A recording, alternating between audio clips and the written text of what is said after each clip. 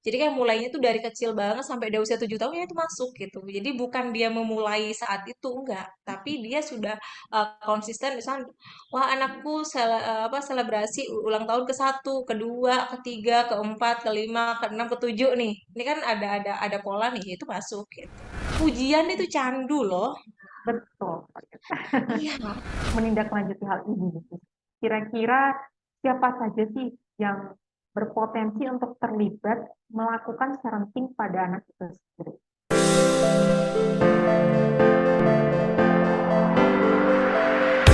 Hai Good Parents, hari ini kita bakal ngobrolin parenting podcast. Hai Good Parents, masa depan lebih baik bareng aku Citra Lindiani, tapi boleh aja disapa dengan Cici. Nah, di podcast kita kali ini dibersamai nih sama narasumber kita yang luar biasa, Miss Puji. Boleh say hey dari perkenalan dengan parents dulu. oke. Halo, pan semuanya. Mudah-mudahan sehat ya. Sehat lahir batin, jiwa raga gitu ya. Karena eh, mengasuh itu adalah sesuatu yang kadang menyenangkan, kadang melelahkan gitu ya. Kadang nyaman, kadang ada sedikit jengkelnya. Mudah-mudahan sehat selalu. Perkenalkan saya Fuji. Saya kebetulan ya saya seorang pengajar, seorang dosen di Fakultas Psikologi UIN Malang. Kemudian juga praktek sebagai psikolog ya itu peminatan saya di psikologi klinis dan positif parenting. Itu salam kenal semuanya. Salam kenal Miss Puji. Semoga Miss Puji juga sehat selalu ya. Amin, amin, Oke. amin. Nah, parents, tadi kan udah di-spill nih bareng aku Cici terkait dengan kita kan ini mau bahas soal parenting ya. Dan mungkin parents ada yang udah familiar gitu loh sama istilah ini. Atau mungkin ada yang belum familiar ya. Nah, kali ini kita bakal langsung membahas soal sharing. Sebenarnya apa sih itu parenting? Nah, kalau dari penelitian Bush 2008, parenting itu merupakan aktivitas yang dilakukan oleh orang tua dengan membagikan informasi detail mengenai anak mereka melalui media sosial nih, parents. Nah, kemudian biar lebih dekat dengan istilah parenting itu sendiri, Cici kasih beberapa contohnya ya. Nah, jadi beberapa contoh yang biasanya dilakukan oleh orang tua hari ini mengenai parenting itu adalah kita lihat dari seleb tanah air hari ini deh, biar lebih dekat. Lesti Kejora sama Rizky Bilar misalkan. Apa-apa nih dibagikan gitu kan mengenai postingan-postingan. Misalkan kemarin yang baru lahir siapa anaknya Fatih ya. Nah, itu kan biasanya dibagikan sampai dibuatkan akun-akun khusus ya buat anaknya. Atau mungkin yang paling viral di tanah air hari ini Cipung ya. Mungkin udah nggak asing lagi lah ya sama parents di rumah gitu. Nah ya, Nagita Slavina, Raffi Ahmad, kemudian bagikan kesehariannya bersama anak-anak gitu, sampai dibikin serial TV ya, atau variety show ya, Miss, gitu. Nah, mungkin buat parents di rumah udah nggak asing lagi ya, dan masih banyak deretan artis lain yang mungkin melakukan hal yang sama, yaitu parenting itu tadi. Atau mungkin memang nggak semua ya parents, tapi kalau misalkan dicari kata kunci parenting atau postingan anak-anak seleb ya khususnya pasti udah banyak lah. Dan mungkin anak-anak non seleb, influencer dan yang lain juga banyak. Dan itu jadilah bisnis hari ini. Nah, untuk itu karena sepertinya podcast hari ini menarik banget, kita bakal bahas ini bareng Miss Puji. Untuk itu kita bahas dulu dari awal ya. Kita kenal baik-baik apa sih sebenarnya parenting itu sendiri. Nah, monggo Miss. Oke, baik. Jadi parenting ya, jadi share parenting gitu ya. Sebenarnya kalau dari konsep apa ya, kalau dilihat, oh ya kayaknya bagus nih gitu kan, kita sharing tentang parenting. Tapi mungkin kita kenali dulu. Jadi yang dimaksud dengan parenting itu adalah kondisi atau suatu situasi atau perilaku orang tua pengasuh gitu ya. Jadi enggak orang tua tapi pengasuh gitu ya. Pengasuh atau kerabat atau keluarga di sekitarnya ya yang itu dia memposting ya, kegiatan sehari-hari ya perkembangan kemudian cara pengasuhan atau aktivitas apapun yang dilakukan oleh anak di bawah umur jadi poinnya adalah anak di bawah umur ya bisa dipostingnya di media sosial ya bisa di Instagram bisa di Facebook bisa di TikTok ataupun akun apa namanya akun media sosial lainnya. Nah, eh, fenomena ini lagi naik trennya. Baik, ini bukan bukan hanya di Indonesia ya, tetapi juga di internasional di negara lain kayak di Amerika, di Spanyol juga muncul fenomena ini. Sehingga dengan adanya situasi ini kemudian memunculkan penelitian-penelitian atau kajian-kajian lebih lanjut terkait dengan fenomena ini. Jadi kalau ada ibu-ibu nih gitu ya gemes gitu ya, ya anakku tuh lucu baru baru belajar jalan jatuh-jatuh gitu ya, video gitu di Snapgram misalnya ya, atau di apa namanya di WA gitu kan ya, di video nih terus diposting. Nah itu adalah salah satu bentuk parenting. Atau wah aku nih punya apa namanya gaya pengasuhan yang habis ikut seminar tentang parenting gitu kan ya, pulang tuh kayak semangat banget gitu ya diterapin pada anaknya berhasil gitu kan misalnya itu kita kita post gitu ya kita sharingkan di media sosial gitu jadi itu adalah salah satu fenomena-fenomena yang berkaitan dengan parenting ini gitu seperti itu sih kalau kalau gambaran secara umum. Iya, siap, setuju. Jadi mungkin bisa disingkat dengan bentuk publikasi ya misalnya yang kemudian diluaskan melalui media sosial dengan target atau cakupannya anak usia di bawah umur. Di bawah umur. Tapi kira-kira ada kemungkinan nggak, Miss? Maksudnya biasanya anak di bawah umur ini kan anak-anak yang preschool ya, yang masih lucu-lucunya. Kalau Hmm. misalkan anak-anak yang di atas usia preschool, misalkan 7 tahun ke atas, itu masih dimungkinkan nggak, Miss, untuk kemudian disebut sebagai bentuk sharing? Iya bisa. Jadi kayak anak ini kan kalau memang di bawah umur gitu ya. Artinya anak di bawah umur itu kan dia masih belum bisa diajak berdiskusi dan lain sebagainya ya misalnya atau maksudnya keputusan itu di bawah orang tuanya kayak gitu. Nah, tapi kalau misalnya itu dia mulai nih ya Miss ya. Jadi kayak mulainya itu dari kecil banget sampai dia usia 7 tahun ya itu masuk gitu. Jadi bukan dia memulai saat itu enggak, tapi dia sudah konsisten misalnya wah anakku apa selebrasi ulang tahun ke satu, kedua, ketiga, keempat, kelima, keenam, ketujuh nih. Ini kan ada pola nih, itu masuk gitu. Karena polanya sudah dia dari kecil gitu. Bahkan kita yang sering nonton jadi, wah abis ini dia ulang tahun nih gitu. Jadi semua orang jadi tahu gitu misalnya. Heeh. Berarti ini juga menjadi rawan ya, Miss, sebenarnya apabila semuanya diposting dan sebagainya. Wah, kayaknya ini udah menjadi sebuah fenomena atau kebiasaan hari ini ya, Miss ya. Mengingat Iya, digitalisasi juga berkembang sangat pesat dan sepertinya ini menjadi tren gitu kan buat orang tua membagikan kesehariannya bersama anak-anak atau mungkin betul. anaknya hari ini ngapain aja gitu kan. Jadi kasusnya kayak Mm-mm. daily apa ya, daily of the day from my child Mm-mm. gitu kan ya. Mm-mm. Oke. Tetapi pertanyaannya adalah dari fenomena yang hadir ini, apakah itu akan memberikan dampak positif yang lebih banyak, ataukah sebaliknya dampak negatif yang lebih banyak? Oke, em, sebelum saya ke sana, kalau dari penelitian sih banyak dampaknya negatif ya. Kalau dari penelitian itu rata-rata memang berdampak negatif pada anak dan juga orang tua gitu. Karena begini, ketika kita ngepost itu tidak dibarengi dengan kesiapan bahwa ketika nanti saya posting itu yang melihat itu bukan cuma ke tetangga kita doang gitu ya netizen yang tetangga aja udah berisik banget gitu ya. Nah kalau kita post itu nanti yang akan memberikan komentar itu ya banyak orang gitu ya. Nah kalau tidak diiringi kesiapan ya tuh nanti kalau misalnya dia baru selesai lahiran bisa memicu dan memperparah baby blue syndrome misalnya kalau pada ibu-ibu yang habis melahirkan gitu ya dia post anaknya lah kok anaknya itu berat badannya 2 koma gitu ya terus dia lagi berjuang banget terus netizen kok bisa sih pada saat hamil nggak makan ini ya coba deh kamu makan ini itu coba deh kamu bikin ini nggak kontrol konsul ke dokter deh gitu ya. Nah kalau ini tidak dibarengi dengan kesiapan seperti itu justru akan memperparah keadaan. Coba bayangkan, kalau misalnya ibu yang mengasuh anak itu kan harus sehat terlebih dahulu biar anaknya sehat.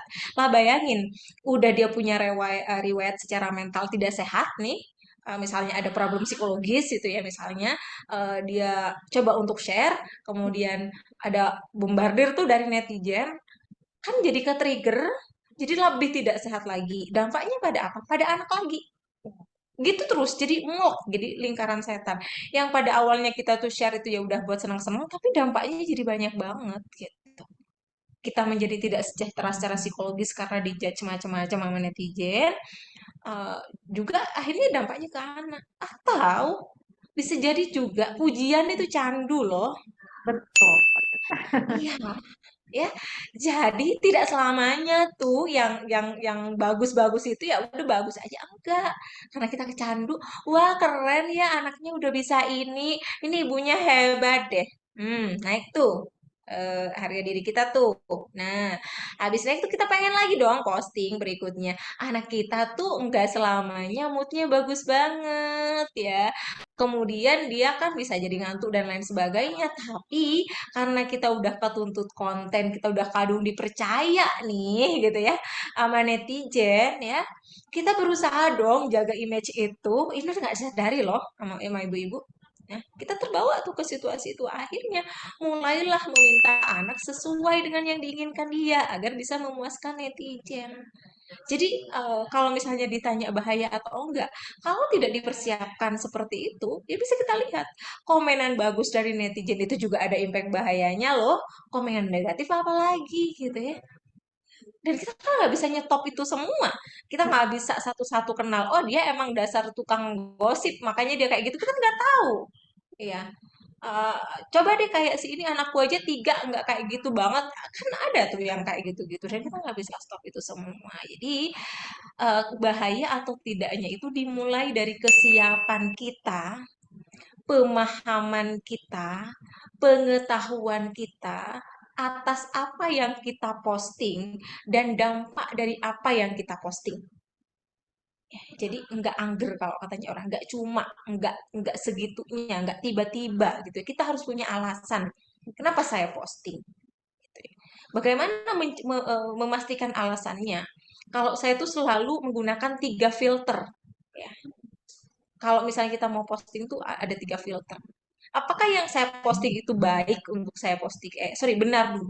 Ini benar nih kegiatan saya melakukan pengasuhan benar. Tapi ketika saya posting, apakah postingan itu baik untuk saya dan anak saya dan orang-orang yang melihat? Nah, jadi itu harus harus dicek dulu gitu ya. Jadi bukan hanya benar-benar nih saya benar memang ini parenting yang saya dapetin dari seminar yang saya bayar mahal-mahal misalnya dan lain sebagainya kayak gitu. Nah, tetapi apakah itu baik untuk saya? Apakah itu baik untuk orang-orang sekitar kita gitu ya? Kemudian kalau sudah baik dan benar, apakah itu penting untuk kita lakukan sekarang? Penting nggak sih posting itu? Penting nggak sih untuk share kegiatan itu?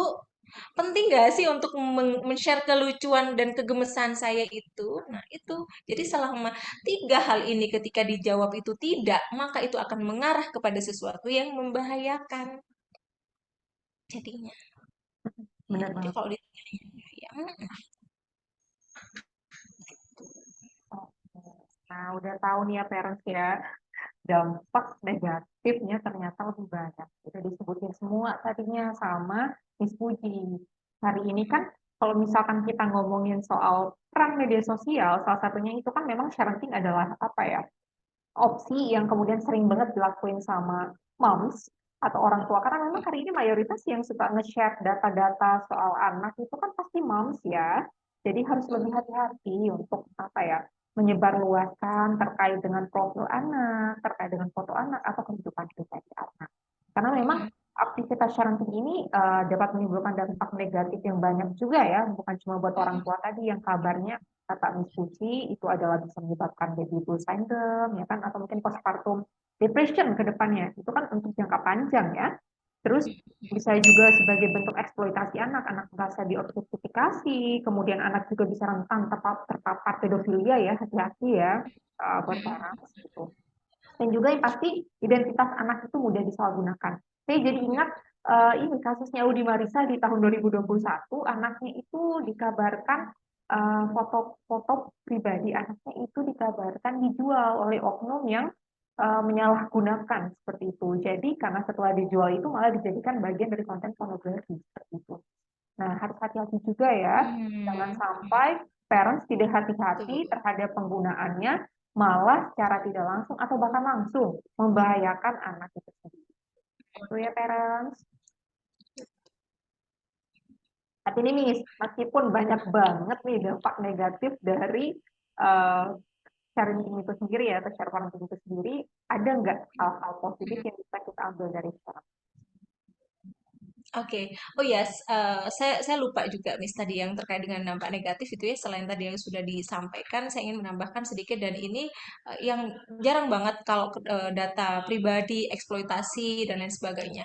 Kadang yang sering terjadi adalah pengabaian emosi anak. Nah, Ini juga ya.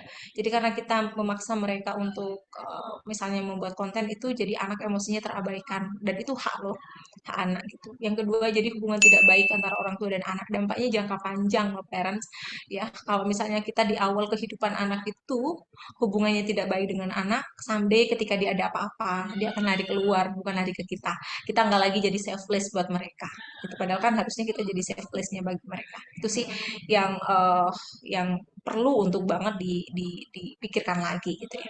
Nah, kalau dampak positifnya memang banyak gitu ya. Ada juga lah gitu ya. Karena mungkin kalau kepada parentnya sendiri gitu ya, dengan kita memposting itu kan ada unsur bahagia, tenang ya. Bahagia itu kan emosi positif ya, senang gitu kan. Kemudian anak jadi apa ya, karena dia sering diminta untuk coba ini itu, dia jadi bisa jadi terbiasa dan confident gitu untuk berhadapan dengan orang lain gitu ya. Itu adalah salah satu dampak positifnya. Selain itu juga apa ya, karena jejak digital itu kan ketika kita nanti kasih tahu ke anak bahwa ini prosesmu hidup lo seperti ini, anak kan bisa melihat bagaimana cintanya orang tua ke dia, bagaimana pedulinya orang tua dan bagaimana euforia orang tua atas kelahirannya dia. Nah, ketika misalnya itu dijelaskan dan dipaparkan pada anak, itu yang akan terjadi adalah anak merasa lebih berharga. Oh, orang tuaku tuh menginginkan kehadiran aku. Oh, orang tuaku tuh sangat happy dengan kehadiran aku gitu ya. Nah, kalau dampak positif lain adalah jika itu yang dilakukan adalah hal baik gitu kan, di kita ini kan nggak ada sekolah orang tua ya, nggak ada. Pokoknya jadi orang tua tuh pasti bisa gitu lah. Pokoknya pasti bisa, apapun yang terjadi pokoknya pasti bisa. Pokoknya habis nikah tuh pasti jadi, bisa lah gitu. Nah, nggak ada. Nah, jadi kayak dampak positifnya adalah jika pengasuhan kita tuh bagus, positif, itu bisa menjadi inspirasi, bisa menjadi model atau contoh bagi orang yang terjun bebas itu tadi gitu. Dan itu kan banyak gitu ya, nggak ada persiapan apa-apa. Nah, ini bisa jadi referensi juga sih buat mereka dalam melakukan pengasuhan jika konten itu baik atau positif, positif gitu. Jadi selain dampak negatifnya juga ada dampak dampak dampak positifnya gitu. Cuma memang rentan aja gitu ya apabila dalam prosesnya itu tidak ada pembatasan, tidak ada alasan yang real yang jelas ya untuk memposting itu ya pasti dampak negatifnya akan banyak walaupun dampak positif tadi juga ada gitu. Jadi kenangan itu kan tidak bisa dibeli gitu ya. Nah, dengan kita ngepost itu kenangan menjadi abadi dan itu menjadi sesuatu yang menyenangkan untuk kita lihat bareng ketika misalnya anak nanti dewasa begitu. sepakat. Bentuk kebahagiaan yang disalurkan ya kan melalui postingan, kemudian apa ya, batasan-batasan privasi anak yang harus apa ya dibagikan, kemudian bisa juga sebagai memori ya kan, memori bagi anak nanti apabila hal-hal ini kemudian dikirimkan, anak pun bisa menggali lagi ya Miss ya, terkait dengan oh ternyata saya waktu kecil kayak gini ya tampilannya, oh ternyata ibu saya sangat menyayangi saya gitu kan, sudah fokusnya. Oke, tapi mungkin masih ada banyak dampak positif lain yang bisa dihasilkan oleh parenting. Yang penting parents di rumah atau di luar sana bisa lebih jeli untuk membagikannya. Seperti itu. Jangan sampai juga karena Betul. tidak adanya kesepakatan, anak-anak di bawah umur kan nggak bisa ya mau filter hal ini itu boleh apa enggak gitu. Jadi kadang ngikutin aja dari orang tuanya. Nah, berarti parents yang harus tegas untuk membagi ini porsinya lebih atau sebenarnya udah cukup gitu. Nah, Betul. berikutnya ini sebenarnya ada beberapa data yang ingin saya paparkan gitu kan. Dari hasil survei yang dilakukan oleh Napoleon Health pada Oktober 2021 lalu, itu terdapat Mm-mm. sebanyak 91,1 juta jiwa yang menggunakan Instagram di Indonesia. Nah, kelompok usia itu Mm-mm. terbanyak sebagai pengguna Instagram berada di usia 18 sampai 24 tahun. Yakni sebanyak 33,92 Mm-mm. dengan rincian jenis kelamin sebanyak 19,8% diisi oleh perempuan. dan 17,5% merupakan laki-laki. Nah, menarik nih, Miss ya. Karena memang mayoritas orang-orang yang sering membagikan publikasi atau konten anak itu adalah perempuan atau dia disebut dengan ibu. Nah, menindaklanjuti hal ini, Miss. Kira-kira siapa saja sih yang berpotensi untuk terlibat melakukan parenting pada anak itu sendiri? Mungkin selain orang tua nih, Miss. Oke, pasti iya. Oke, selain orang tua gitu ya. Oke, baik. Heeh. Jadi kalau selain orang tua siapa nih gitu ya? Eh, Selain orang tua yang berpotensi itu adalah saudara di sekitar atau pengasuh. Kalau misalnya ada pengasuh, kita ada misalnya neni gitu ya, atau yang sitin gitu, yang nunggu anak kita, itu berpotensi untuk melakukan parenting ini gitu. Jadi kalau tadi di awal itu sudah disebut apa namanya, mereka juga berpotensi untuk melakukan parenting ini. Selain pengasuh, selain orang tua juga bisa saudara gitu ya. Misalnya ada yang konten kreator, biasanya kayak gitu ya. Kemudian, wah saya habis ini kayak mau mau ini bikin nih gitu, keluarga gitu. Misalnya ada pertemuan keluarga dan lain sebagainya, itu juga dia berpotensi gitu. Apalagi kalau kalau tadi kan perempuan yang paling banyak ya. Ya karena memang perempuan tuh lebih ekspresif ya. Jadi jadi kalau bisa dia seneng tuh pengen segera diekspresikan. Nah, dan bentuk ekspresinya itulah dengan memposting kayak gitu. Jadi lebih lebih terbuka, lebih ekspresif kayak gitu. Mm-mm. Benar banget sih, Miss. Lantas kalau misalkan ayah yang memposting keseharian anak itu kayak gimana tuh, Miss? Aku contohin dengan Gading Martin aja deh, Miss ya. Itu kan sering juga ya untuk memposting terkait dengan kesehariannya Gempi. Nah, kalau yang kayak gitu tuh gimana tuh, Miss? Oke, iya. Nah, kita coba lihat lihat di background ya, Miss ya.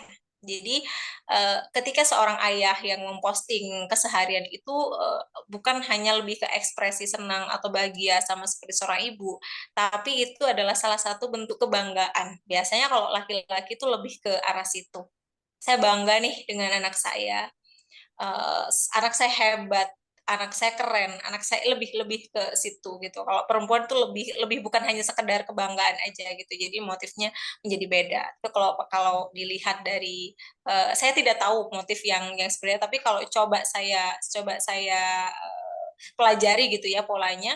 Selain untuk kebanggaan kan memang bisa jadi karena si ayahnya tidak terlibat langsung dalam pengasuhan di kehidupan sehari-hari, sehingga itu bisa jadi ekspresi kerinduan, bisa jadi ekspresi apa namanya, rasa bersalah, juga bisa bisa jadi juga ekspresi karena dia bangga, bisa jadi ekspresi bahwa aku takut kehilangan momen bersama anak dan aku ingin menjadi ayah terbaik yang selalu mensupport dia, dan itu adalah salah satu bentuk supportnya dia. Bisa jadi seperti itu sih. Jadi kalau laki-laki itu dia memiliki alasan yang sedikit berbeda, bukan hanya mengekspresikan yang kita seneng, oh lucu, nggak hanya sekedar itu gitu.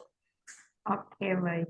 Berarti berdasarkan apa yang disampaikan sama Miss Puji di parents, kalau rata-rata hari ini karena perempuan yang dominan ya untuk melakukan parenting pada anak, gitu kan, itu dikarenakan perasaan bahagia, ya kan, kemudian lebih ekspresif, gitu kan, itu merupakan naluri dari perempuan di kayaknya Miss ya, udah bagian dari habit, gitu kan. Nah, kemudian menjadi seorang ibu ya, biasanya parenting ini kan dilakukan pada anak pertama juga ya, Miss ya, umum banget gitu kan. Wah, ini adalah euforia pertama nih jadi seorang ibu, jadi aku harus memberikan momen-momen lucu bersama anakku gitu. Atau mungkin bagaimana caranya bagi seorang ibu itu untuk menyalurkan perasaan-perasaan yang sekiranya pasti variatif ya, Miss ya. Kalau udah punya anak itu pengennya diapain nih anak saya gitu kan. Kalau di konten ada masukan nggak ya gitu. Kadang juga bisa jadi sarana edukasi juga. Jadi relatif dari bagaimana parents hari ini bisa mengelola khususnya ibu ya. Betul betul, iya. Dan juga Ya kan, ayah. ya gitu. Oke, oke, baik nih. Nah, ini sebenarnya menarik banget nih. Tadi kan kita ngomongin soal ayah dan ibu ya. Kenapa sih mau ngeposting anak gitu kan? Atau kenapa sih hari ini suka untuk parenting gitu kan terkait anak? Nah, sekarang kita juga ngebahas soal sebenarnya gimana cara kita untuk menangani ya. Kenapa Kenapa dibilang menangani? Karena tadi udah ada banyak banget ya dampak negatif, kemudian dampak positifnya dari parenting itu sendiri. Lantas untuk mengambil sikap terkait dengan menangani dampak negatifnya dulu deh, karena paling banyak nih. Nah, Mm-mm. itu gimana? Oke, baik. Oh ya, saya sebelum ke dampak yang apa yang harus dilakukan gitu ya, menengahi itu. Kalau tadi kenapa juga perempuan yang lebih banyak, jangan lupa di Indonesia Raya Tercinta ini pengasuhan itu masih banyak dilibatkan pada seorang ibu. Jadi itu juga adalah salah satu apa namanya, salah satu apa ya hal yang menyebabkan kenapa ya.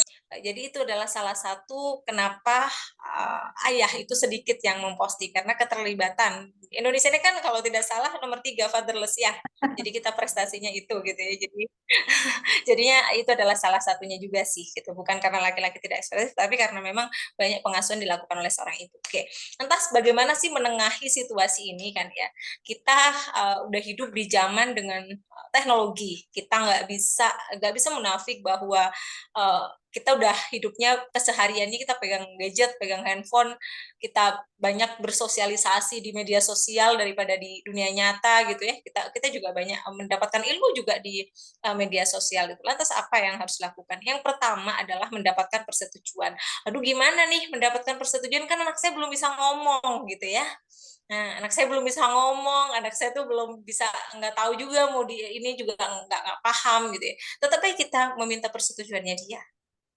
Meminta persetujuan itu mengajarkan pada anak untuk orang tua ya agar si anak ini mengerti dan memahami bahwa segala sesuatu itu dilakukan dengan diskusi. Jadi walaupun mereka tidak menjawab, walaupun mereka tuh nggak ngerti gitu ya, haho ibaratnya cuma ngeliatin doang gitu ya, tapi itu sebenarnya adalah proses pembelajaran untuk anak, bagaimana cara menghormati privasinya anak, bagaimana menghormati pendapatnya anak. Ini udah mulai diajarkan. Jadi segala sesuatu itu harus dijelaskan kepada anak walaupun mereka tidak mengerti gitu ya. Jadi udah pokoknya diomongin aja. Jadi dapatkan persetujuan anak. Kalau anaknya sudah mulai bisa merespon 1 tahun lebih itu kan 1 tahun 2 bulan, 1 tahun 3 bulan.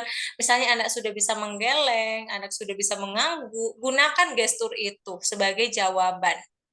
Ya, misalnya, ayo foto yuk, atau ayo ke sana yuk, dia kan nggak mau ada. Nah itu gunakan itu sebagai gestur jawaban. Jadi pastikan orang tua untuk mendapatkan persetujuan dari anak.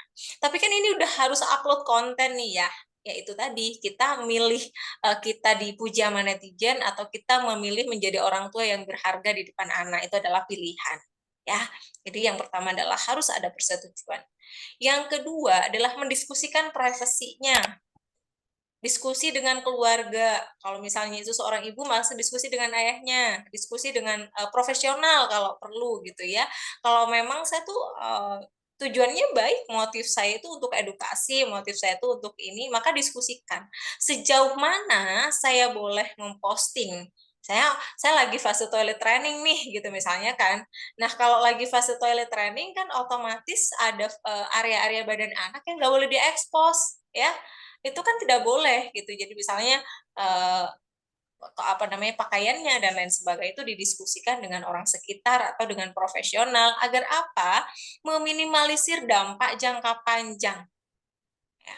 Jangka panjang dari apa? Dari postingan gitu ya. Jadi kalau misalnya nanti itu di misalnya yang anggaplah ada orang yang kelainan yang kayak pedofil itu kan ngelihat anaknya kayak gitu mereka udah merasa gimana dan itu akan jadi objek disalahgunakan bagi mereka gitu nantinya. Jadi penting sekali kita untuk mendiskusikan yang menjadi pertimbangan utama adalah dampak jangka panjang dari yang kita posting. Gitu. Yang ketiga adalah menetapkan batasan. Ya, menghormati ruang privasinya. Apakah kamar itu juga perlu untuk kita shoot? Ya, kamar itu kan area privasi ya. Kemudian tempat main anak yang berantakan. Ya, apalagi kemudian ini apa namanya? Misalnya ayo kamu bersihkan gitu. Misalnya kita mau nyontohin terus anak tuh nggak mau segera-segera. Ini loh kalau nggak dibersihkan nanti kita ini di video loh sama mama loh gitu kan. Akhirnya mereka beranjak itu kan melukai harga dirinya. Jadi itu adalah area privasi anak yang harus kita hargai. Jadi kita tentukan batasannya. Saya mau shootnya itu di mana? Di kamar apa boleh? Di kamar mandi, di ruang dapur, di tempat tidur atau di mana? Ya pastikan batasan. Yang perlu dipertimbangkan dalam membatasi batasan ini, jangan sampai area itu adalah area yang privasi, yang itu kalau kamar kan yang boleh masuk cuma anggota keluarga ya. Coba kalau itu di-share ke semua orang kan jadinya nggak privasi. Jadi kamar itu tidak boleh. Atau area ruang anak kayak gitu, misalnya kamar kamar yang itu safe place bagi anak itu tidak boleh. Kemudian perhatikan kontennya. Nih konten ini kita nih mau ngajarin anak gimana cara ngadepin anak lagi tantrum. Nah, kemudian kan di situ tuh, oh ya caranya adalah satu, dua, tiga. Itu kan bagus awalnya, kontennya itu tentang itu. Tapi dampak jangka panjang ketika nanti anak saya ketika dia gede, malu nggak kalau saya buat kayak gitu? Kan kita bisa ngukur nih. Anak tuh cuma perasaan juga loh gitu deh. Malu nggak ya anak saya?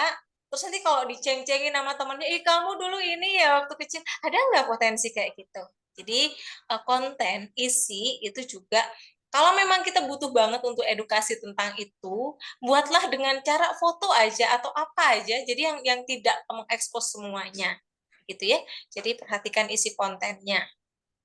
Dan yang terakhir adalah menghormati privasi anak itu. Saat dia sedih, siapa sih yang suka divideoin saat sedih? Saat nangis, kita videoin dulu gitu kan. Aku nggak suka loh. Kita lagi nangis, sedih, divideoin gitu kan. Atau kita lagi misalnya pas itu lagi lucu, anak saya lagi makan pedes gitu kan, dia udah jerit-jerit minta air, kita fotoin dulu karena lucu terus diposting, di-share. Nah, hal seperti ini uh, kita harus apa ya, pikirkan ulang. Jadi hormati privasi mereka, area-area yang kalau sebagai orang dewasa kita malu diperlakukan seperti itu, anak juga sama, mereka juga malu loh diperlakukan seperti itu. Anak itu juga manusia. Ya, jangan sampai karena mereka tidak bisa speak up, karena mereka tidak bisa ngomongin ini yang aku mau, kita menjadi seenaknya sendiri kayak gitu. Termasuk kalau mau foto, karena nggak mau foto tidak boleh loh kita paksa gitu. Itu adalah salah satu cara kita menghormati privasi dan hak anak. Begitu, Miss. Karena sih tentu sekali ya, Miss ya. Nah, mungkin karena sudah dengar ini secara tentu tadi dijelasin sama Miss Cici, kira-kira hal-hal apa aja sih yang harus kita lakukan untuk menangani ya, Miss ya. Dan sebenarnya ini juga bisa menjadi bentuk pencegahan gitu apabila ada parents yang saat ini sudah memiliki anak dan berniat untuk melakukan parenting. Nah, ini juga perlulah menjadi edukasi.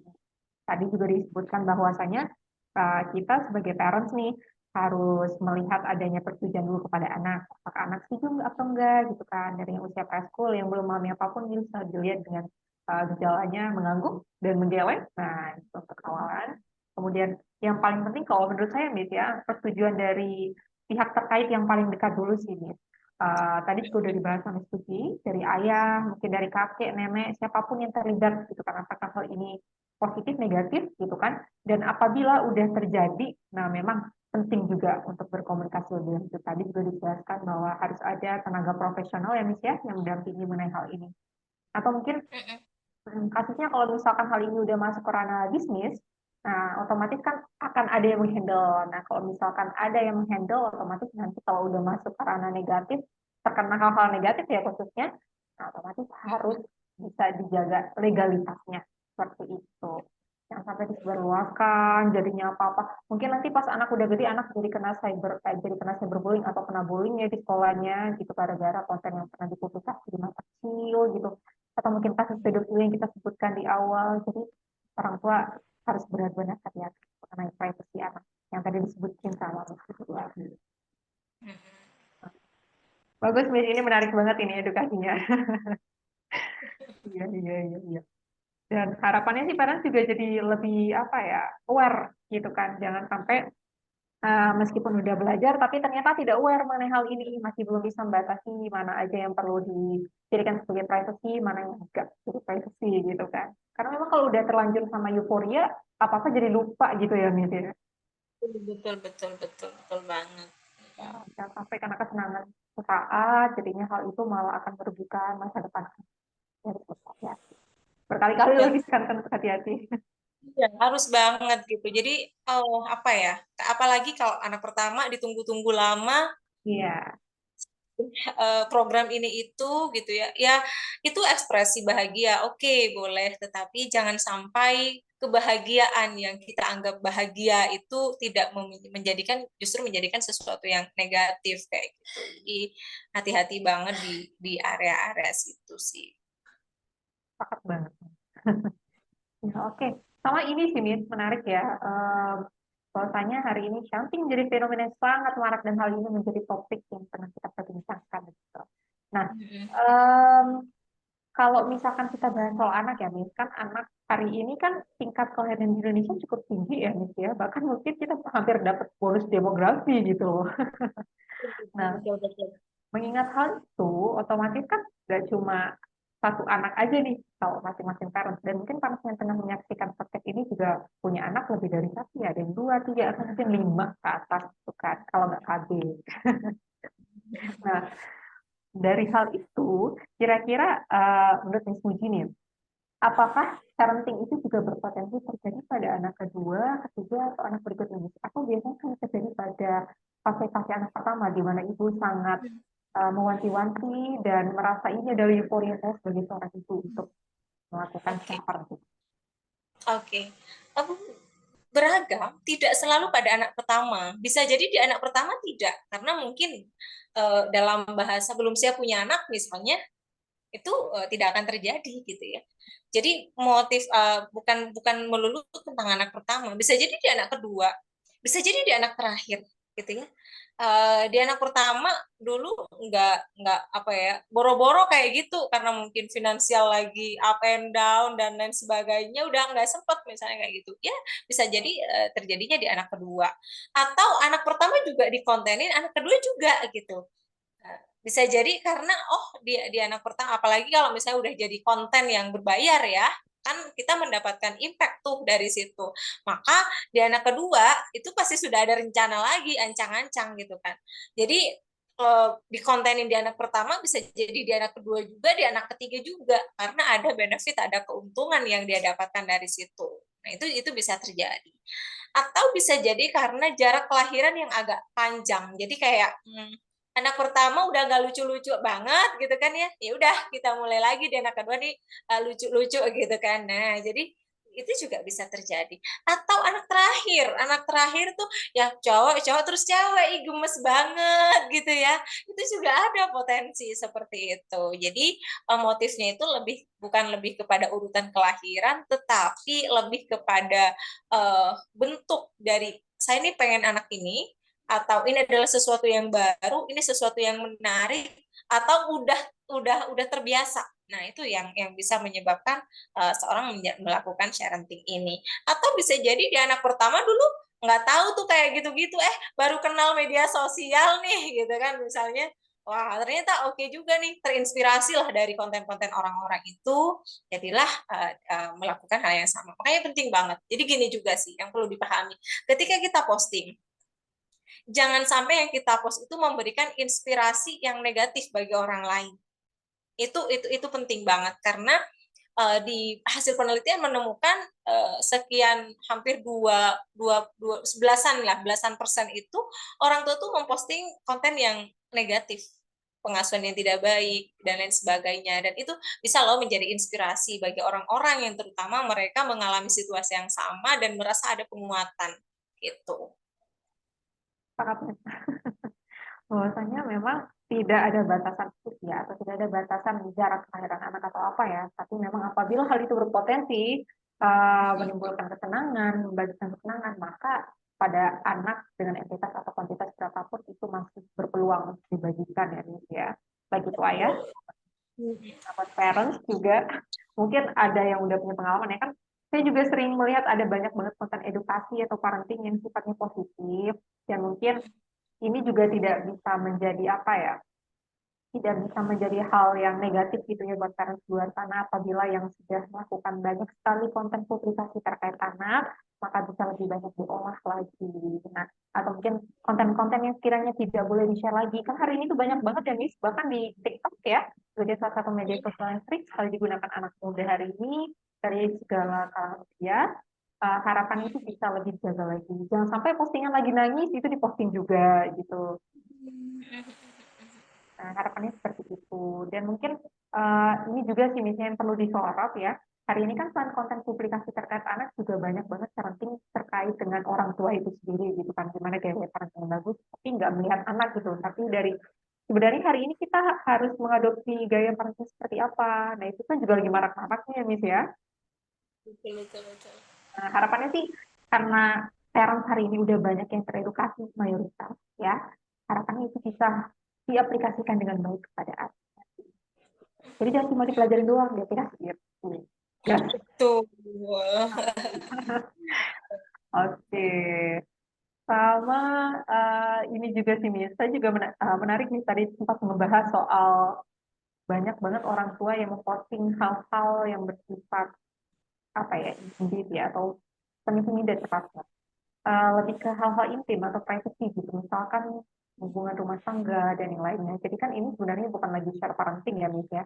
Melainkan mempublikasikan kasus rumah tangga. Kenapa saya menyatakan hal ini? Karena fenomena ini juga bisa memberikan dampak yang negatif pada kepribadian anak berikutnya gitu. Nah ini kan juga sebenarnya bagian dari share parenting ya, maksudnya bagian daripada rumah tangga itu sendiri merupakan bentuk parenting gitu yang bisa disajikan atau ditonton anak ke dewasa. Nah, menyikapi hal ini gimana kira-kira? Oke, nah, oke, ini yang tadi sedikit saya sentil ya. Jadi hati-hati banget dengan apa yang kita posting gitu. Oke, kita mungkin dapat benefit uang dan lain sebagainya, tapi please hidup itu bukan hanya sekedar itu gitu ya. Anggaplah waktu bikin konten, apalagi kan kayak misalnya bikin konten itu kan ada anak kita tuh di situ. Mereka melihat, oh ya, mereka melihat dalam pemikiran mereka, oh boleh nih saya besok begini, oh boleh nih saya posting apapun gitu ya, bahkan hal-hal yang privacy pun boleh gitu, misalnya yang bikin malu aja boleh gitu ya. Ini kan seperti membekali anak untuk tidak punya filter ketika dia menggunakan media sosial. Mungkin hari itu mereka ngelihat aja, mungkin kalau ada orang ketawa dia ketawa aja, tapi dampak jangka panjangnya ketika dia nanti menggunakan media sosial, dia itu memiliki mindset bahwa apapun itu boleh diposting.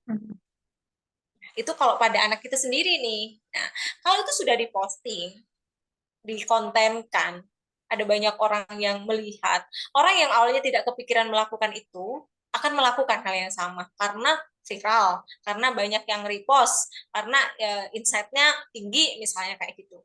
Nah, banyak orang melakukan. Bayangin kalau misalnya itu dilihat oleh 10 ribu, dan 10 ribu itu terinspirasi. Ada 10 ribu anak loh yang setidaknya terdampak dari apa yang kita lakukan itu. Nah, yang 10 ribu ini juga nih melakukan hal yang sama dan akan dampaknya begitu. Mau sampai kapan? Ya. Kita itu memang boleh, itu memang hak kita, hak asasi kita mau posting apa, tapi perlu difilter lagi, perlu dilihat lagi dampak masalahnya atau kebermanfaatannya seperti apa. Karena bisa jadi ya itu bukan hanya ya memang itu hal yang sepele, tapi ingat parents sekalian bahwa dulu juga ketika kita pernah merasakan sakit, kecewa apapun itu juga hal sepele loh, sepele seperti kita manggil ibu kita nggak segera noleh itu sepele loh, tapi dampaknya apa? Luar biasa. Itu juga dengan situasi sekarang. Jadi kita ingin menjemput Indonesia emas, katanya bonus demografi. Jangan sampai bonus demografi itu justru menjadi bencana demografi, saya bilangnya. Kenapa? Karena anak-anak ini dibesarkan dan diasuh dengan pola-pola yang tidak tepat, pola-pola yang salah, ya. Ya, dampaknya apa? Mentalnya yang kena. Mau pinter kayak gimana pun, mau kayak, tapi kalau mentalnya mereka rapuh, mereka tidak akan berfungsi sebagai manusia yang seutuhnya. Jadi dampak jangka panjang yang seperti saya sampaikan di awal itu perlu banget untuk difikirkan. Gitu. Sepakat, nah. Harus dijaga ya parents ya sebagai apa ya, contoh gitu kan buat anak-anak hari ini, bukan cuma buat anak sendiri tapi juga buat generasi hari ini. Ingat ya hari ini generasi strawberry nih parents, anak-anak udah mulai teknologi jadi apa-apa gampang diakses, yang penting ada keywordnya aja. jadi harus dijaga lebih baik ya. Dan tentunya hal-hal yang sifatnya intim atau privasi seperti rumah tangga itu juga ada baiknya diminimalisir atau mungkin ditiadakan. Makin dewasa Diadakan. ya harapannya semakin bijak ya, seperti itu ya, Nia. Betul, betul. Semoga parents yang menyaksikan hal ini juga nantinya bisa lebih aware atau yang tengah dalam posisi sedang bijak-bijaknya. Karena saya percaya nih parents yang sedang menonton hal ini sedang berusaha untuk lebih aware, sedang berusaha untuk lebih teredukasi lagi ya, menambah wawasan terkait dengan parentingnya seperti apa. Khususnya dalam hal ini syarat. Semoga nanti bisa menambah lah Kazana keilmuannya seperti apa gitu dalam mengawal pertumbuhan dan perkembangan. Miss, sebenarnya ada banyak banget yang mau ditanyakan nih sama Miss Putih karena menarik ya bahasan kita udah sharing juga seputar fenomena ya kan tadi juga di awal udah dikasih tahu nih mengenai konsep care parenting seperti apa ya kan kemudian keterlibatan dari orang-orang yang ada di sekitar anak seperti apa ya kan kemudian efek positif dan negatif yang paling banyak dibahas juga sama Miss Putih. Nah harapannya nanti dari parents bisa menonton dari awal sampai akhir nih. Karena kalau nontonnya setengah-setengah kayaknya kurang manjur nih, kurang afdol gitu. Oke, ya karena udah apa ya dibatasi juga sama waktu, mungkin kita bisa ketemu lagi di next session ya, Miss ya. Oke. Oke, dari podcast kita yang menarik hari ini, mungkin bisa diberikan sedikit closing statement nih buat parents yang tengah menyaksikan. Oke, baik. Memang tidak ada pengasuhan yang sempurna di dunia ini karena kita bukan makhluk sempurna apapun itu entah kita share euforia atau apapun itu tapi yang bisa kita lakukan adalah melakukan yang terbaik yang bisa kita lakukan untuk anak kita salah satunya adalah dengan terus berdiskusi meminta persetujuan dan membatasi hal-hal yang tidak penting untuk kita sharekan jangan sampai sesuatu yang maksudnya baik sesuatu yang maksudnya positif justru berdampak negatif dan tidak baik pada diri kita dan juga pada anak kita.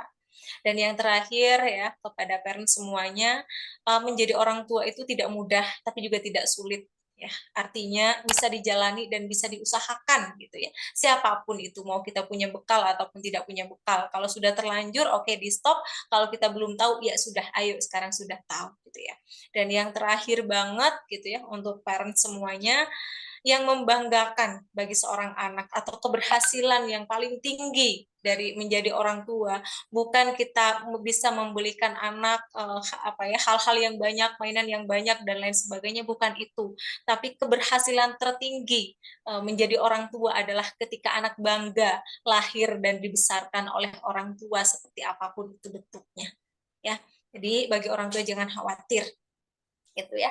Yang paling berharga itu adalah ketika anak kita bangga punya ibu seperti kita bangga, anak kita bangga memiliki ayah seperti apapun itu bentuknya. Jadi jangan nggak perlu khawatir, nggak perlu cemas dengan apapun. Yang penting lakukan yang terbaik yang bisa kita lakukan.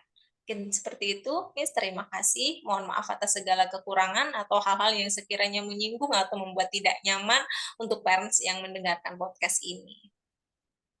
Ya, ya, setuju luar biasa sekali ya closing statement-nya. Oke, orang tua yang hebat maka anak juga akan jadi kayak anak yang hebat itu berdasarkan pendidikan orang tua. Oke, baik. Em, nah, kita sudah sampai di penghujung acara ya untuk podcast kita hari ini bicara mengenai parenting itu sendiri. Nah, pertama-tama mungkin mau ngasih ucapan terima kasih yang luar biasa ya buat Miss Putri hari ini karena sudah berkenan hadir ya. Mungkin akan ada banyak sekali lipat ucapan terima kasih kami, jadi nggak cuma di awal tapi juga di akhir. Jadi harapan nanti mungkin Miss Puji bisa berkenan jika memang masih ada next podcast, kita lanjutkan lagi ya dengan topik yang menarik lagi seperti sebelumnya gitu. Kemudian yang pasti mohon maaf juga dari pihak kami Teguh Terang apabila tadinya terdapat kesalahan dalam tutur kata, tindakan perbuatan khususnya karena hal teknis ya Miss ya. Nah, Ya, banget. hal-hal itu di luar kendali ya, tapi alhamdulillah lancar lah sampai akhir podcast ini. Juga buat para di luar sana, sehat selalu. Jangan lupa saksikan podcast kita hari ini dari awal sampai akhir. Semoga khazanah keilmuannya semakin bertambah dan selamat menjadi orang tua yang hebat dari awal sampai akhir. Gitu. Sampai jumpa ya, parents. Kita ketemu lagi di podcast berikutnya.